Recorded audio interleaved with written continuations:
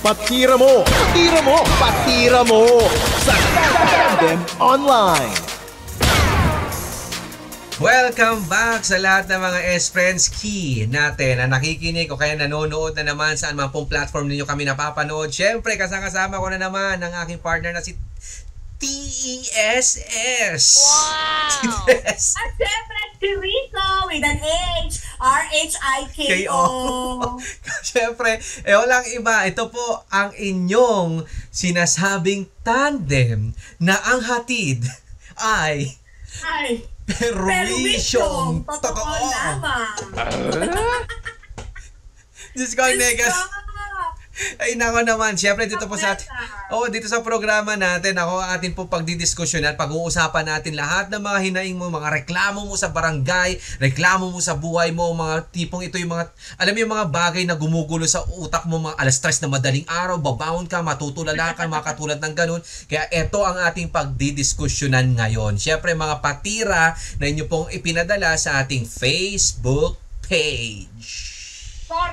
Correct. Ang aking si partner na si Rico. At ito nga, babasahin na po natin ang nagpadala ng kanyang patira sa tandem. Ang sabi niya po dito, mga S-friend, salamat naman at may patira na sa tandem uli. Patira naman po ang mga namahala ng company Christmas party namin. Hala. 2 buwan po kaming naghanda ng performance para sa Christmas party namin. Dahil sinabihan po kami 2 months ago na maglalaban-laban ang mga kanya-kanyang department para po sa cash prize na 50,000 pesos. Wow. Pumastos po kami at talagang alam ng lahat na kami ang may pinakamagandang performance at lahat na windang sa pinakita naming performance with props, costume, at walang nagkamali sa mga choreo namin. Pero ang ending, Tess and Rico, ang nanalo po ay ang kabilang department dahil isa ang manager nila sa mga judges. Nakakapikon po, Tess and Rico, dahil hindi dapat nila ginawang judge yun. Dahil para po sa iba, syempre, bias na ang dating. Correct. Yun lang po, at sana mabasa nyo ito ang aking patira. Boy Army ng Cainta Rizal. Ito yung sinasabi natin dito, partner, nako naman talaga. Alam mo, ganito ha, nung umpisa pa lang, sigurado naman kasi sabi niya, per branch daw di ba? Sigurado naman, very impossible. Ito lang sa nakikita ko lang sana nilinaw din ng ating tigapatira ngayon, di ba? Na hindi nyo kilala lahat yung mga heads. Hindi nyo kilala lahat na, kasi kung bakit sinasabi ko to, kasi pwede nyo sanang nireklamo bago mag-start yung yung competition or baka malay ipapakilala yung parang panel of judges kapag may mga alam mo ganito yan meron imposible din na hindi nila inilalagay yan or wala kayo nabalitaan nung nagpa-practice kayo na isa sa mga magja-judge yung 'di ba manager nung kabila or what or kaya sabihin natin na ano ba yun walang program na nakarating sa inyo na makikita mo doon sino yung mga judges ano yung criteria. Kaya yun, di ba, kumbaga parang yun siguro yung sa akin lang yung part na yun, parang nakaligtaan ninyo. Di ba? Oo. Or sabihin natin na kung iba man ang sitwasyon, kumpara dun sa sinabi ng partner kong si Rico, sabihin natin, baka nga, sige, on the day itself nyo lang nalaman. Oo, pwede rin. Pwede naman yun, valid naman yung nararamdaman ninyo na pakiramdam nyo kayo ay nadaya, no? Kasi nga, parang bias, kasi syempre, manager yung isa dun sa judges at nanalo yung department niya.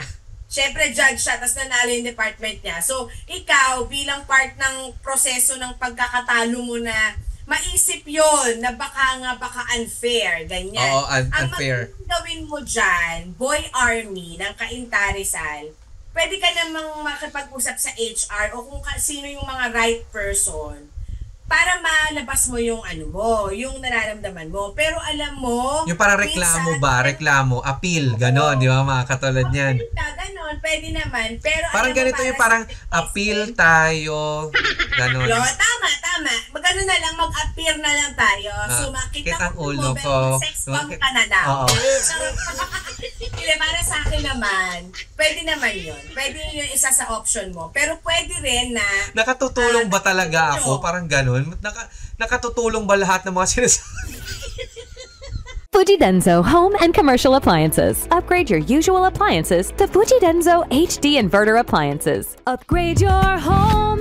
Upgrade your business with Fujidenzo. Quality above all.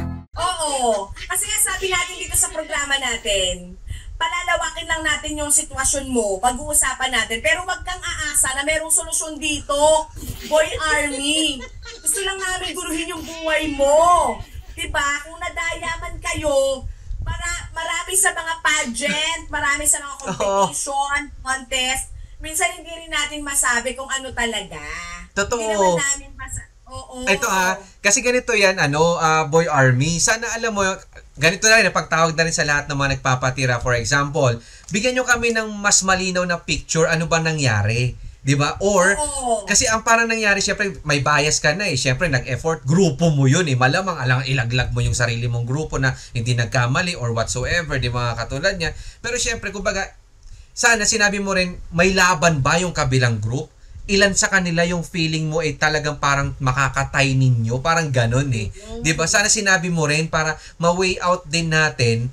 Baka kasi tumingin lang kayo sa part o sa side na ay kasi nila yan eh, manager nila yan eh, kaya tuloy parang alam niyo may bias na sa utak ninyo, 'di ba? Na parang in fact, ganito sige sa judging talaga. Kung tutuusin, wag ka talaga dapat, first and foremost, wag ka dapat talagang kukuha ng judge na merong koneksyon doon sa contestant. 'Di ba? Pinaka-basic yan, lalong-lalo na syempre, alam mo naman partner, nag-organize din tayo ng mga ganyang klase mga events, 'di ba? As much as possible, ang mga judges dapat ninyo diyan, yung mga parang hindi nyo kilala, kung tutuusin, dapat nga mag-invite kayo ng mga ganun eh. 'Di ba? Kumbaga, isa yan sa mga dapat i-take into consideration ng mga nag-organize ng Christmas party at may mga patimpalak na ganyan. Oo. Moving forward, para walang mga ganyan-ganyang mga komento, mga ganyang responses, as much as possible, yung mga panel of judges ninyo hindi manggagaling dun or walang connection sa department.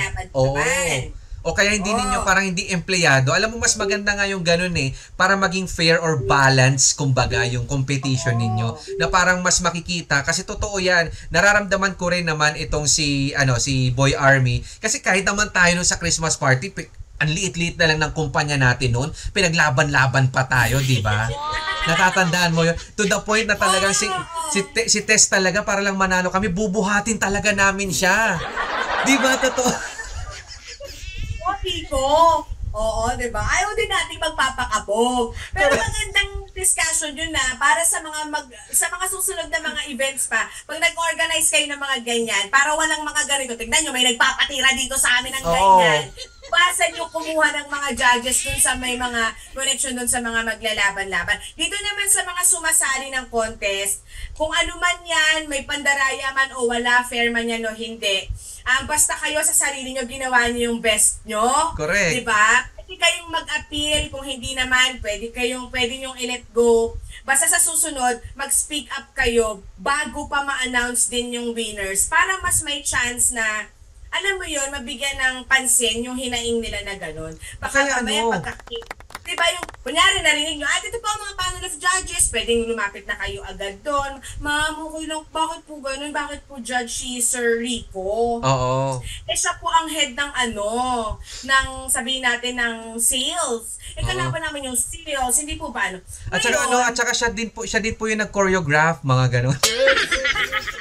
Tama pala talaga siya sa performance niya. May part pala talaga siya na matindi. Diba? Hindi talaga, unfair talaga yun. Unfair talaga. Diba? Or pwede rin naman na pagkatiwalaan ninyo ang kumpanya ninyo sa kung ano yung desisyon nila pagdating sa mga pagpili ng mga judges. Kasi normally naman, Boy Army, yung mga yan, nagmi-meeting naman yan na pag-uusapan nila lahat yan. Maaaring malaki ang tiwala nila doon sa judge na yon, na kahit na hinahandle niya yung isa sa mga naglalaban, baka malaki yung tiwala nila na, ay hindi, fair to yan siya. Oo. Kailangan yan gawin natin, judge, kasi may may prinsipyo yan, fair yan. Oo. Hindi mo rin kasi matabi, kasi hindi namin alam ni Rico kung ano yung naging nila, mga reasons sila bakit yun yung panel of judges ninyo. Correct. Diba? Sigurado naman, di naman iluluklok yung isang, sabi mo na manager or head ng isang department ninyo nang wala naman ding ibubuga or hindi naman siya fair enough, di ba, mga katulad niyan. Or nagkataon lang talaga na hindi kasi kayo nakitaan sa final performance na, alam mo yon, yung sabihin na natin na gano'n. Kasi alam mo, ganito yan eh. Mahirap kasi talaga nating i-debate yung tungkol sa mga idea or perspective ng mga judges. Basta sabi ko sa inyo, pag nilahad,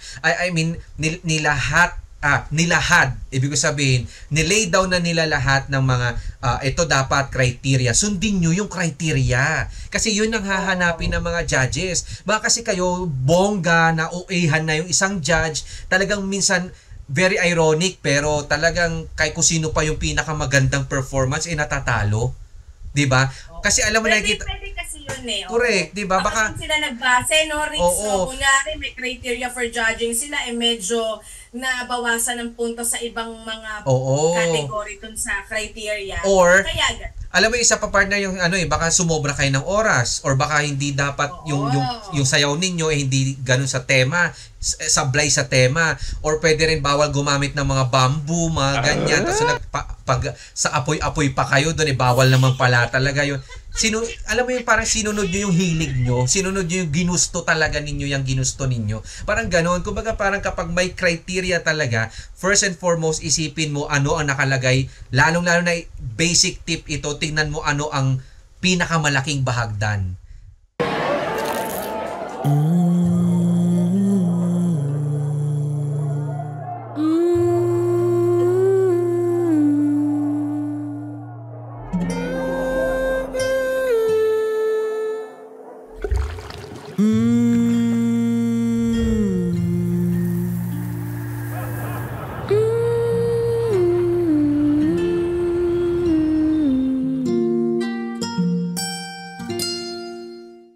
Ano yung pinakamalaking? Gusto mo yung bahagdan? Tagalog na Tagalog. Ano yung pinagbasihan nila? Bakit nanalo yung kabila? Halimbawa, costume, 10%, di ba? Yung choreography, halimbawa, 60%. O, yun ang malaki. Dapat ayusin yung choreography. Di ba? Mga ganon. Mga ganon. Or sabi ko nga, for the sake na, sige, sabihin natin talagang yun ang sitwasyon, Boy Army. Sabihin natin ganon.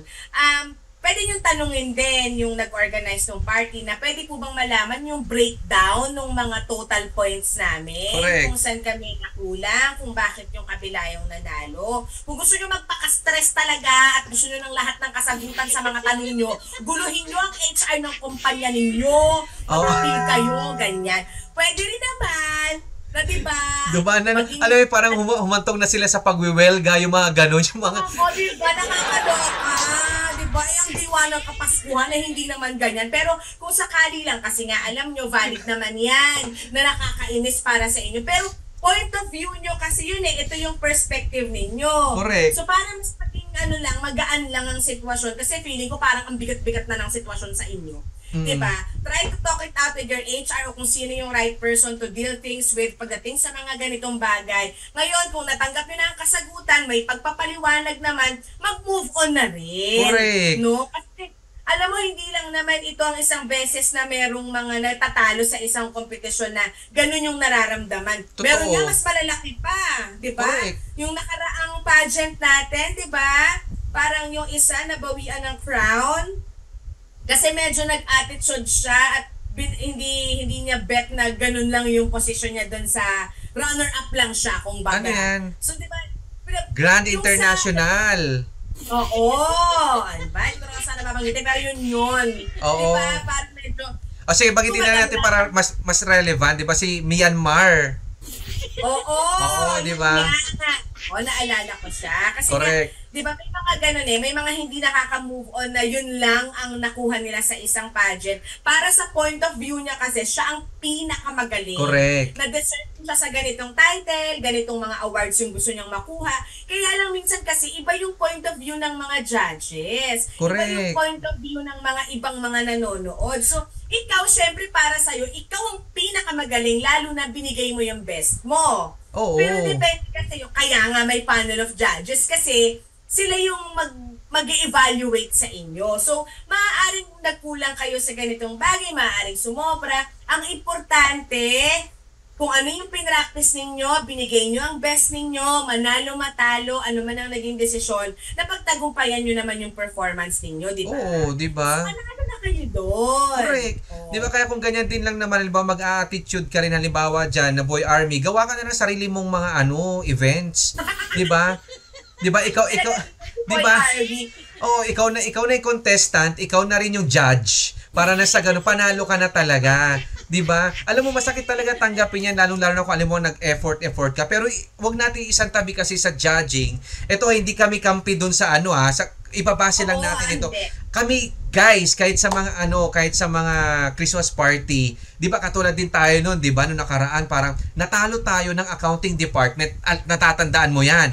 Alam mo, ang pinakamasakit na part kasi doon, 3 weeks ahead kaming nag-practice, Boy Army, at alam namin kami na yung na-memorize na namin lahat, as in yung well choreographed. 'Di ba? Alam namin kasi nakikita namin yung kalaban namin talaga, yung department ng accounting. 'Di ba, na parang hindi pa sila sabay-sabay, tayo okay na tayo, 'di ba? Pero kasi on the day ng competition, meron talaga minsan nagbabago kasi dyan eh. Meron parang alam mo, gagalingan talaga nila. Kumbaga minsan, wag mo rin masyadong i-judge yung mga kakompetensya mo na parang yan lang yung pinapakita nila. Kaya natin tong tumbling. Yung pala, mayroon silang mas ipapakita na hindi nyo alam. 'Di ba? Syempre, ikaw naman, Boy Army, for example, ikaw, na-judge mo na rin yung sarili nyong performance, na sabi mo, yan ay pinakamagaling yan. Syempre, kampihan mo yung kabila, 'di ba? Kaya nga kayo nagkaroon ng judges 'di ba? Para na sa ganun, malaman niyo sino talaga sa inyo yung pinakamagaling. 'Di ba? Kaya kung ganyan ka ng ganyan, mag-resign ka na. Nakakainis. Di ba? Ikaw, Boy Army, di ba natanggap mo naman na yung Christmas bonus? Resign ka na, 13 ba? Resign ka na next year. Diyos ko, exit na, porque may bonus na, porque may 13 na. Wala ka pa dahil dun sa competition. Nakakaloka ka, Boy Army, Partner, ganito Kinikita ko dito sa kung paano kasi magsalita si Boy Army, na parang alam mo yun, yung parang binuyang niya lahat ng positive eh. Di ba baka nakalimutan ninyo na meron talaga kayong nabawasan ng puntos dahil sa ganitong kaya mas maganda. Sana in-include din ni Boy Army kung nagkaroon ba ng transparency in a way na ito 90%, 98 point, ganito ganyan, point something, tapos the winner is ganito, tapos kayo pala 89, ang layo. Tapos kasi yun, partner ito may mga judgment din na parang pag na-announce na yung judgment, final. Hindi mo na kailangan ma-alter, hindi na kailangan. Baka kasi pwedeng ganun. Kaya kung hindi na talaga pwede, naiisip ko dito, partner, kay Boy Army, habol na habol niya talaga yung pera. Nangangailangan. Diba? Kasi nga sabi niya sa message niya sa atin, sabi niya gumastos nga din daw kasi sila. Minsan mahirap kasi na ine-expect natin agad. Yeah, correct. Ginastosan natin to, so alam natin na babalik sa atin, diba? Hindi naman lahat ng mga nag-i-invest sa mga sumasali sa competition, talagang babalik. Maaari kasi na nung day ng performances ninyong lahat, mas naaliw, sabihin na natin na technicality-wise, baka naman talagang mas bongga kayo. Kaya lang yung mga panel of judges, madali lang silang pasayahin, tapos mas naaliw sila dun sa iba. Kumbaga parang nakuha ng kabilang grupo yung kiliti ng mga judges. Ganun talaga yun. Tama. Ito si Boy Army minsan yung kiliti ng mga judges, parang naaliw sila dito sa isa kasi simple pero nakakaaliw. Correct. Minsan naman bonggang-bongga pero parang sobrang seryoso. Kasi, alam mo yun? At saka parang siguro baka sobrang, minsan kasi ganun minsan may mga gina-judge na kung sino pa yung simple, sila yung nananalo. 'Di ba? Kung sino pa yung bongga talagang ginastosan na. Baka kasi may mga judges na nahihilo na sa mga kulay-kulay ninyo, hindi niya gusto yung kulay ninyo, 'di ba? Parang gano'n. Ayaw niya ng pink pero nagsuot kayo ng pink, mga ganyan. Baka kasi may mga personal touch kasi, kaya nga may judges Aminin natin 'yan, personal sa mga judges yung pag-judge nila. Sa tingin nila kung ano yung gusto. Siguro alisin na natin doon sa picture yung porque head siya ng mga katulad ng ganyan. Pero kilalanin nyo muna din yung tao na baka mamaya, syempre, akala nyo, ganun-ganun lang, bias na siya. Ayun pala, talagang... Yung taste niya, pwede, di ba? Diba, 30 years na siya sa company, ikaw 5 months ka pa lang kung maka-judge ka. Di ba, parang ganun. Ganun pala yung level, nakakaloka ka Boy Army, ang tapang mo ha. Correct. Ang dami mong pera sa buhay ha. Alam mo, Kasi Parna, nga, Boy Army, nakikita ko si Boy Army parang... ng mga sitwasyon. Correct, di ba? Nakikita ko kay Boy Army na alam mo parang gusto niya parang negosyo ang dating. Negosyo na parang nag-invest, gusto niya may balik. Gusto niya malaki ang balik. Ang mahirap kasi ganito na lang, sa lahat ng competition talaga, expect the unexpected, sabi nga nila. Kasi talagang may mga dark horse na tinatawag, di ba? Na parang minamaliit mo, yun pala, bongga pagdating ng competition day. Di ba mga katulad nun? Ang mahirap lang din kasi yung parang nagja-judge na rin tayo na ito, bias kasi itong ano na to. Lagi namang ganun kapag halimbawa natatalo, hindi natin nakukuha yung resulta na gusto natin, di ba? Lagi dinaya kami. Lagi naman ganyan. Ay naku, Boy Army, alam mo, ang immature mo. Huwag ka na nga, Diba? Pag nanalo, ay, congratulations. Ganyan. Kapag natalo naman, ay, luto. Correct. Oo naman. Laging ganyan ano, totoo naman. Totoo naman. Ay, naman. Di ba? Katulad na liba, sige, ilagay na lang din natin. Sige, personal, dito sa atin, sa amin, ni partner ko, na yung programming department, ginalingan na namin yun ha, pero natalo pa rin kami ng accounting na hindi sabay-sabay yung mga yung pagsasayaw. May mga matatanda na nga doon, pero nanalo pa rin sila. Kasi alam mo kung bakit, yung judges naawa na lang doon sa mga matatanda na pinag-heels. Di ba? Pwede. Totoo. Di ba? Pwedeng ganun. Pero, Kasi parang, pero partner, 'di ba, natandaan mo na parang nainis tayo, pero babawi tayo next year. Ganyan ang ano. kayo sa mga next year na lang bawi tayo. Tapos move on na. Correct. Ganon, di ba? Ha? At the Kasi end of- mag-enjoy ka. at the end of- Party pa rin yun. At the end of the day na kakasama pa rin kayo sa isang company at iisa lang yung mission vision ninyo, di ba? Hindi yung magkakasiraan kayo Paskong Pasko doon. Alam mo kasi Boy Army talaga tinarget mo na yung tinarget mo na yung pera Tinarget mo na yung prize pool. Siguro somehow nag-expect na sila. Kaya dapat lesson learned. Sabi ko sa inyo, kapag mga ganyang competition, alam nyo, babaan nyo lang yung mga nyo. Babaan nyo yung expectation nyo. Kasi less expectation, mas hindi masakit. 'Di ba? Mga katulad nun. Na parang kasi katulad niyan, si Boy Army, kami na, sure win na. Mga katulad nun. 'Di ba? Tapos kapag natalo, magduduro-duro tayo ng mga tao. Unless, kung itong judge na ito, na sinasabi yung department head ng kalaban ninyo na nag-first, talagang meron na siyang history ng pagkabayas noon-noon pa. 'Di ba? Pwede nyong i-rally 'yan. Pero kung para lang sa alam mo 'yon, gawin niyo na lang na parang para masaya yung Christmas party, win or lose. 'Di ba? Nag-entertain kayo, ganun na lang. Kaya 'di ba the next year kung kami man sa example lang namin yung black and white party na nung next year, nanalo na kami. Alam niyo kung bakit? Sinimplihan na lang namin, dinaanan na namin sa mash-up. 'Di ba? Tama, gano'n na. At saka siguro ang pinakamagandang takeaway dito, Boy Army, mag-enjoy kayo. Correct. Mas na mga yung mag-enjoy Totoo. kesa yung target dun sa prize. Alam mo yun, kasi di ba, minsan parang good vibes lang, gaanan nyo lang, mag-enjoy pa rin kayo kahit na meron kayong goal, kahit na gusto nyo, na hope kayo na manalo, i-enjoy nyo lang. Kasi Correct. parang pag sobrang seryoso na kayo at may tinarget lang kayo na prize, na parang nalampasan nyo na yung pinaka-spirit ng event, na parang enjoy lang, chill lang, masaya lang. Sobra-sobra na rin yung disappointment kapag hindi mo nakuha yung resulta na gusto mo. Totoo yan. Ha? Ayan, kasi nag-expect ka na ng masyadong mataas. Kaya nung lumagapak ka, ayan, aray, Sa masakit. true lovers, Diba? Kaya Boy Army, naiintindihan ka namin, sige, tirahin natin sila, pero mas madami doble tira sa'yo. Ano yung parang, may bilang nagbubumerang na lang sa'yo yung mga patira mo dyan, Boy Army, titirahin ka rin namin. Hanggang mo yan. Pares.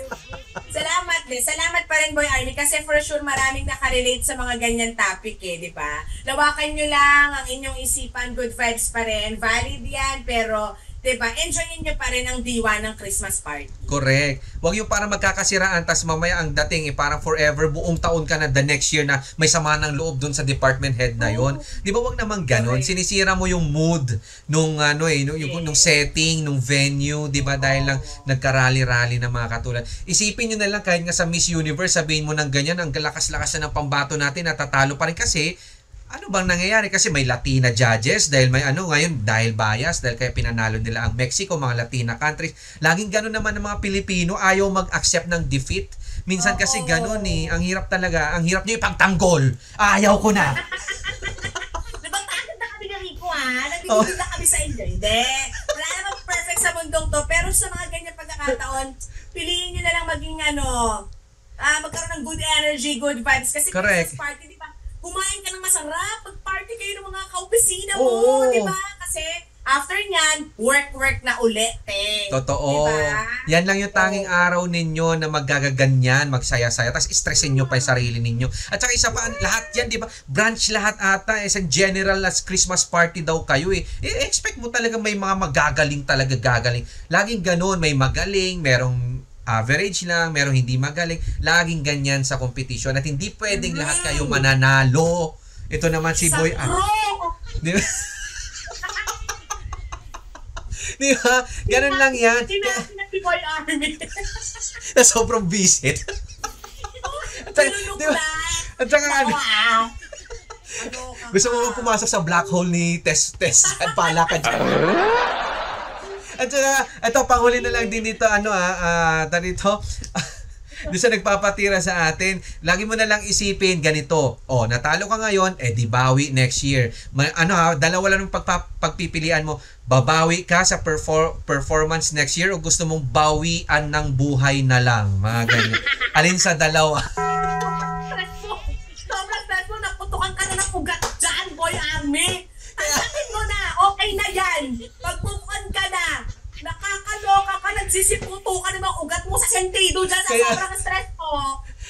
Kasi bawal pala yung mga hagis-hagis na mga cheerleading sa mga ganong klase mga Christmas party. Nag-cheerleading kayo.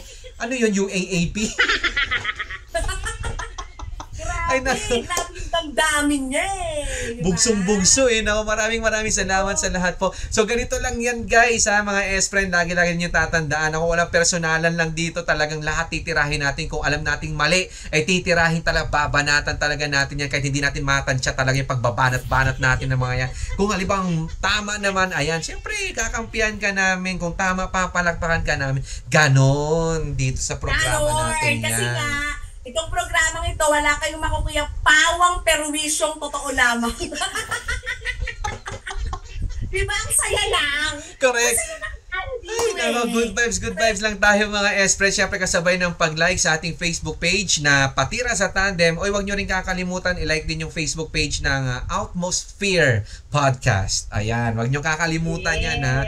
Nako, ilalagay po namin lagi yan sa mga description natin para yung link na direct na blue link ha, siyempre mapuntahan ninyo at mai-like and follow nyo na rin. Pero kung mga Patira, partner, siyempre PM. Correct! Kung i-PM nyo kami ni S-Friend Rico ha, search nyo lamang Patira sa Tandem. I-like, i-follow, tapos magpadala ng inyong mga patira. Pag-usapan natin dito, good vibes lang. Hindi man laging solusyon ang aming dala. Good vibes. Tawanan natin, pagharut-harutan natin yung mga yan. Maraming salamat po sa mga naka-like na, naka-follow na, patuloy nagsisend ng messages. Ayan, hanggang sa susunod po natin na episode ng ating Patira sa Tandem. Siyempre kasama nyo pa rin. Walang iba kundi si Partner TESS. Oh yeah. Huh? Sinasaniban ako niligay. Hindi magpapakabogang partner ko na si Rico with an H. R-H-I-K-O. Correct. Siyempre at ito ang Patira sa Tandem. Bye! Patira mo sa Tandem Online. Technogas Technique transforms your kitchen with safe and efficient appliances. With over 70 years of expertise, Technogas Technique embodies Italian kitchen excellence. Technogas Technique, your cooking partner. That's the Technogas Technique.